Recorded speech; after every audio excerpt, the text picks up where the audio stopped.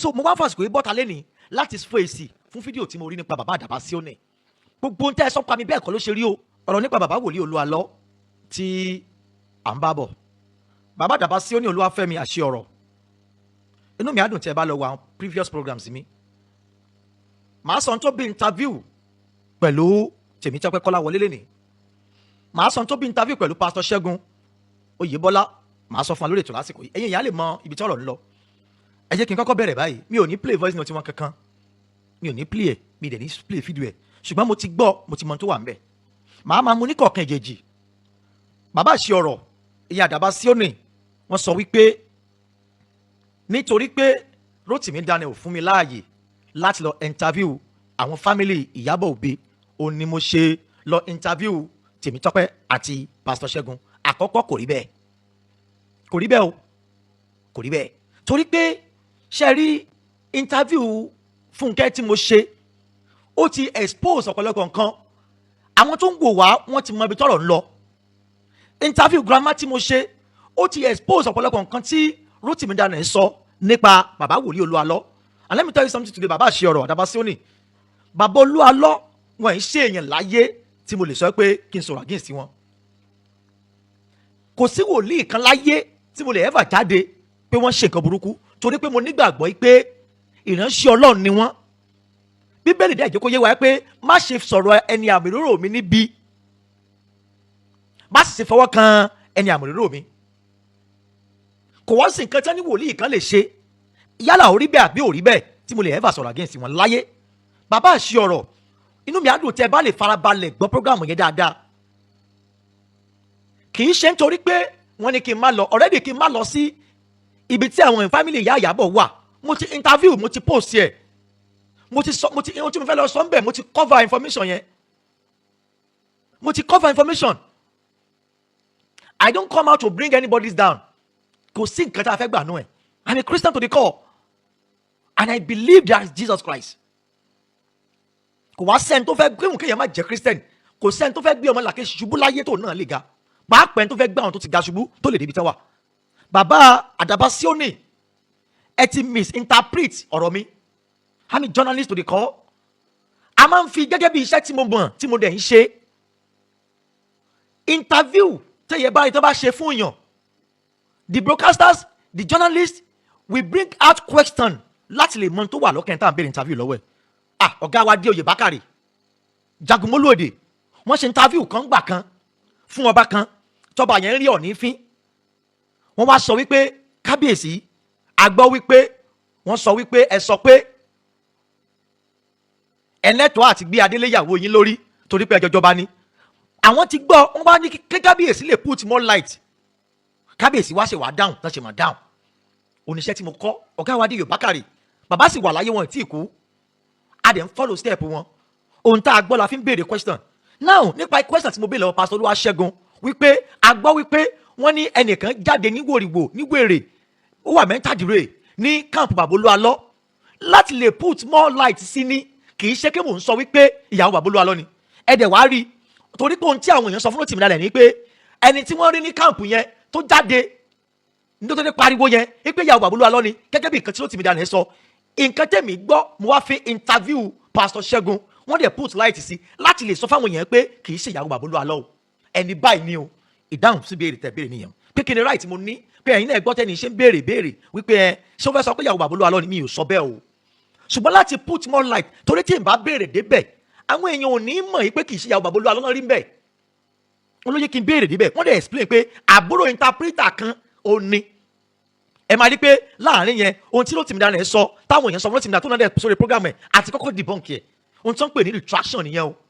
In the code of journalists there is something called retraction. When you want to defend somebody, wàá fi question tó ti gbọ́, wàá fọ̀rọ̀ tó ti gbọ́, wàá fi béèrè question lọ́wọ́ guest yẹ for him or her to come out. That is what they call distraction in code of journalism. I'm a master student and I know what I'm doing. Bàbá Adabasioni. Now, ẹ tún wá sọ pé mo béèrè lọ́wọ́ Tèmítọ́pẹ́ Kọ́láwọlé wípé ṣé lóòótọ́ ni àwọn family ìyàwó Olu Alo wá ọmọ wọn. Ẹ sọ pé kí ló kàn mí ń bẹ? Ó kàn mí torí pé à ń fẹ́ ìdájọ́ òdodo, a sì ń fẹ́ àlàáfíà. One, lórí kí iṣẹ́ ìránṣẹ́ bàbá Olú Alo má bàa bàjẹ́ làwọn wà fún. Lóòótọ́ ní family issue ṣùgbọ́n family issue tó ti wá ní social media ńkọ́ táwọn family bá rí as family issue they will come out on social media to do any kind of interview they will solve the matter nínú ilé ara wọn. Bàbá Adabasioni ẹ jẹ́ ká jọ gbọ́ra wáyé. Ẹ wá ń sọ pé mò ń béèrè pé kí ló kàn mí ṣé mo fẹ́ mọ ibi tí wọ́n wà ní yes torí pé Tèmítọ́pẹ́ Kọ́láwọlé ẹgbọ́n kankan lẹ́nìí ìgbà táwọn àti Rótìmí Daniel ẹjọ́ rẹ̀ ní ọ̀rọ̀ wọn jẹ́ àṣírí ṣùgbọ́n gbà tíjà dé lóhun tọ́jọ́ pamọ́ ló lè jáde síta lálẹ́ mọ́. Tẹ́ bá wo program mi àti Máyégún Akéwì we go on the same line. Ohun tá a gbọ́ la fi ń béèrè question láti lè fún ọ láti retract ẹ láti debunk ẹ ní kì í ṣe pé láti dákún ọ̀rọ̀. Ẹ wá sọ wípé nípa ọ̀rọ̀ bàbá Olú Alo ẹ sọ wípé ká má dá sí i a máa dá sí i torí pé ẹ̀yin àgbàlẹ̀ sọ wípé tá a bá fi wèrè ilẹ̀ kó dá sùn kó yẹ yóò sùn yẹ tí àwa kan ò bá jáde láti go on thorough investigation ohun tí Rótìmí Daniel ń sọ pa àwọn bàbá wa yìí la máa gbọ́ láwọn èèyàn káde máa gbọ́ náà máa gbọ́ náà ọ̀pọ̀ndí yóò pé Rótìmí Daniel ní ká má bá family sọ̀rọ̀ mọ́ ibi tí mo bá ìwádìí mi dé lẹ́nìí kò sí blogger kan online yàtọ̀ sí Máyégún tó lè mọ́ màá sọ nǹkan fún lẹ́nìí ọ̀rọ̀ sì ń bọ̀ ń bẹ̀ lọ́jọ́ ọ̀la ǹjẹ́ mọ̀ ẹ́ pé Ìyábọ̀ tá à ń wá yìí ǹjẹ́ mọ̀ ẹ́ pé next month on 21 ní birthday ẹni tá à ń sọ yìí ṣẹ́yìn ti gbọ́ débẹ̀ ṣá ṣe gbọ́ débẹ̀ rí I have some documents on my phones nípa ẹni tó bá mi sọ láti UK ṣùgbọ́n tọrọ torí pé lẹ́nìí mo wá mú reply wá ni mi ò wá sọ̀rọ̀ ń pa ẹ̀ lẹ́nìí ṣùgbọ́n tí mi ò bá bọ́ta láti debunk ọ̀rọ̀ tí bàbá wa ẹ pé mò ń pè yín bàbá torí pé mi ò kí ń rí àgbàlagbà fín and let me tell you something sir tẹ́ ẹ bá ń sọ̀rọ̀ ẹ jẹ́ kí a máa caution ìbínú wa èpè gbogbo èèyàn kọ́ lè pè máa mú gbogbo èèyàn kọ́ o àfi tá a bá sí lórí òtítọ́ ló kù o. I know you as a prophet of God I know you as a vessel of God bíbélì wípé àwa ni bíbélì ìgbà kẹyìn tí àwọn aráyé ń kà ẹ jẹ́ ká lead by example. Bàbá Adabasioni lọ́ra láti gbọ́rọ̀ yára láti bínú Bible ó sọ fún mi bẹ́ẹ̀ lọ́ra láti gbọ́rọ̀ yára láti gbọ́rọ̀ ṣùgbọ́n lọ́ra láti bínú láti fèsì. Tani tẹ́ ẹ ṣe gbọ́ tẹ́ ẹ pè mí wáìsì mo wo program ẹ kan báyìí ló ṣe rí jẹ́ ká ṣe báyìí. Ọ̀rọ̀ táwa sọ láàárọ̀ bẹ́ẹ̀ lọ́la máa sọ náà kì í ṣọ̀rọ̀ ìbínú kì í ṣọ̀rọ̀ pàǹgbé ẹni ṣépè we are both Christian. Ẹni ṣe Jésù mọ̀ mí bẹ́ẹ̀ ni ó dá mi mọ̀ iṣẹ́ tó gbélé mi lọ́wọ́ ni mò ń ṣe yìí bẹ́ẹ̀ ni sà. Ẹ má rò pé mo wá láti wá complicate issue yìí no but to put more light to this matter. Gbogbo nǹkan tá a gbọ́ táwọn èèyàn rò pé òótọ́ ni kó lè sọ kẹ́lẹ̀ ní kò rí bẹ́ẹ̀ mọ́ the more tí mo ṣe ń béèrè question ló ń put more light to this issue. Láti dọ́ tí mo ti ń ṣe program yìí go back to my history go back to my programs ẹ lọ wo interview tí mo ṣe fún Fúnkẹ́ ó bí ọ̀pọ̀lọpọ̀ àwọn àṣírí kan àwọn olóye tó dẹ̀ gbọ́ rí pé báyìí lọ́rọ̀ ṣe lọ. Now wọ́n ní ká má bá wọn sọ̀rọ̀ mọ́ I can tell you today wípé àwa sì ń sọ̀rọ̀ so mi ò jáde láti wá bring bàbá Olú Alo dànù Adabasioni no àwọn question tí mo dẹ̀ ń béèrè ohun tó bí interview pastor Ṣẹ́gun Oyèbọ́lá ni wípé Rótìmí Daniel sọ wípé pastor Ṣẹ́gun Oyèbọ́lá ló wá bá òun rárá fún ọ̀rọ̀ yìí níbẹ̀rẹ̀ ọ̀rọ̀ at initial stage ṣùgbọ́n ẹgbọ́n nǹkan tí pastor Ṣẹ́gun Oyèbọ́lá sọ just for people following Rótìmí Daniel to know yìí pé gbogbo ọ̀rọ̀ tó ń sọ kọ́ ló jòótọ́ tọ́rọ̀ bá ṣẹlẹ̀ lọ sí tọ́rọ̀ ṣẹlẹ̀ níbí ẹ interview àwọn méjèèjì tó pè ní balancing of information nínú code of broadcasting you must balance your news. Wọ́n ní lágbájá sọ pé now ẹni tí wọ́n sọ̀rọ̀ ẹ̀yìn tó bá ṣì wà láyé ohun tó kọ́ wa ní pé you go to the person and intervene him. Now ẹ wá sọ pé ó yẹ ká máa gbé fèsì wọn síta pastor Olúwaṣẹ́gun tẹ̀ ń sọ yìí wọ́n wà lẹ́kọ̀ọ́ èmi wà níbi tí mo wà.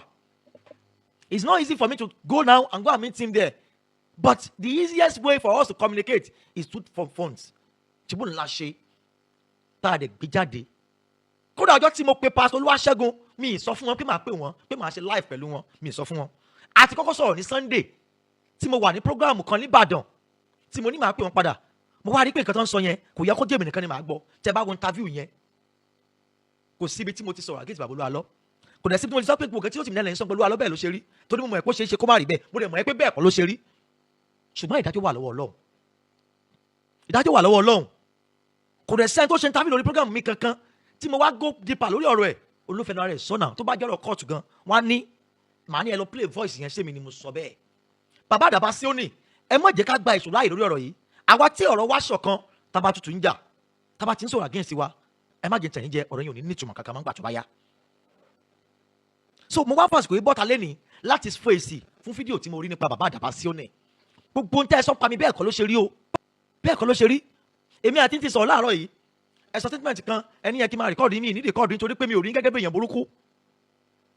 Ohun tí ò yẹ èmi àti ìlàjọ́ ẹ̀sìn lè fúnra ẹ sọ̀rọ̀ kan láàárọ̀ ẹ báyìí mo dẹ̀ di ọ̀rọ̀ mú bẹ̀. Èmi náà ti kẹ́kọ̀ọ́ lára yín ẹ̀yin náà ti kẹ́kọ̀ọ́ lára mi nìyẹn o. Ẹ wá sọ pé ká má sọ̀rọ̀ nípa bàbá Olú Alọ́ kò possible, kò possible. Ẹni tó bá gbà lókè láyé fẹ́ sọ̀rọ̀ ẹ̀. Ṣùgbọ́n mi ò ní síbi tó ti máa sọ̀rọ̀ èèyàn níbi láyé mi ní ṣe. Láíláí láyéláyé mi ní ṣe o. In my next program màá post àwọn fídíò kan sí yín online kẹrí kẹwàá rí ibi tá a bọ̀rọ̀ dé. Mo sọ nǹkan lórí program kan tí mo ṣe ń jẹta mo ní Rotimi Daniel ìwà ẹ̀mí antichrist ló wà nú ẹ̀. Rotimi Daniel ready láti wá òtítọ́ kankan ṣùgbọ́n rẹ̀ láti bring down Christian tí ò lè lè possible. Torí pé Daniel tó ń jẹ́ bàbá àti ìyá ẹ̀ ló sọ ẹni tó bá dẹ̀ bú bàbá oníbàbá ó ń sọ fún wa pé bàbá tó náà ò ta nìtumẹ̀. That is the meaning. So fún ìdí èyí bàbá Adabasioni kò sí nǹkan tó fẹ́ mú mi jáde wá máa sọ̀rọ̀ òdì sí yín mi ní ṣe o. Àwọn tó ń wo program tèmi mọ̀ ẹ bá rí mi láì tí ló ṣe bí mi tó láyé mi ní sọ̀rọ̀ sí anybody mi dẹ̀ ní ṣépè. So mo fọlọ́run bá bẹ̀ yín tí inú bá ń bí yín ẹ caution ni pé ibùdó ẹ má ṣépè fún Rotimi mọ́. Èmi tẹ́ tí wọ́n ń sọ̀rọ̀ sí yìí ṣé ohun tí ẹ ń rò ṣé bẹ́ẹ̀ ló ṣe wá rí ni. So fún ìparí program yìí ẹ bá mi share ẹ̀ mo ń fà àsìkò sọ fún bàbá Adabasioni Olúwafẹ́mi àṣírí ọ̀rọ̀ rádà pé gbogbo ohun tí ẹ sọ pátá pa mi bẹ́ẹ̀ kọ́ ló ṣe rí o kò sí nǹkan tó kàn mí àṣọ tá a ti bẹ̀rẹ̀ program yìí tí gbà wà ní àwọn anybody mi dẹ̀ láti request owó lọ́wọ́ anybody lórí ọ̀rọ̀ yìí ṣùgbọ́n táwọn ò bá tàn mọ́lẹ̀ sí ọ̀pọ̀lọpọ̀ ọ̀rọ̀ tí Rotimi Daniel sọ ọ̀pọ̀lọpọ̀ àṣírí ò ní tú pé kì í ṣe gbọ́ àwọn pásítọ̀ náà lórí jẹ́yàn bí ọ̀pọ̀lọpọ̀ àṣírí ò ní tú náà tabadákẹ́ tó yẹ pé onìkan ló ń sọ̀rọ̀ irú ti wèrè tó sọ yẹn sìn àwọn kan ti gbà pé bẹ́ẹ̀ ló ṣe rí ṣùgbọ́n gbà tí mo grant interview pásítọ̀ Ṣẹ́gun ti jẹ́ kó yé wa pé bẹ́ẹ̀ kọ́ ló ṣe rí mọ́ Ọlọ́run aláàánú ò ní fi wá sílẹ̀.